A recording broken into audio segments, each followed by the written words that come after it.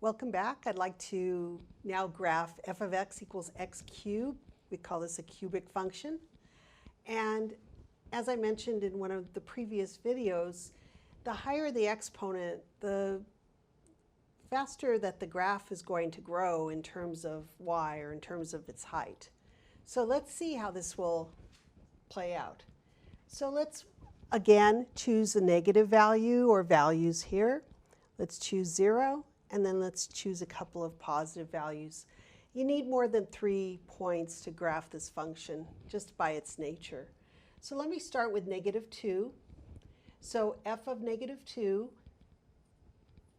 will be -2 to the third power because we're following our rule here, or what our function is, which says to take the x that you choose and cube it.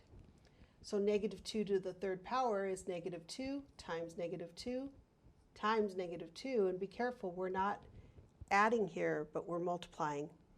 -2 times -2 is +4 times -2, which is -8. Our ordered pair that we'll graph is -2, comma, -8, and it will look like this down here. Let's try a few more values for x. Let's extend this down. We'll let x be -1, and we'll have that f of -1 is going to be -1 cubed. -1 times -1 times -1 will be -1. So our ordered pair here will be -1, -1. X is -1, and so is our f of x. And then 0, x is 0, so f of 0 will be 0 cubed, or 0. Our origin is our next ordered pair. And then let's choose a couple of values of x that are positive. Let's choose 1. So f of 1 is equal to 1 cubed, or 1 times 1 times 1, which is a big fat 1. So 1 comma 1 is our next ordered pair. X is 1, f of x, or y, is also 1. And then finally, our last x value, which is 2. F of 2 is 2 cubed, which is 2 times 2 times 2, which is 8.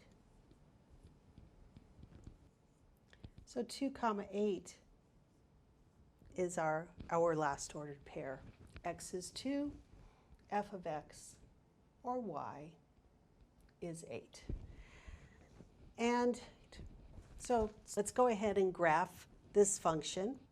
So it's going to be increasing, and then it comes up to the ordered pair 1, -1, -1, comes over to 0, 0, up to 1, 1, and then all the way up to 2, 8, and then it continues, keeps going on, because we could choose larger values for x.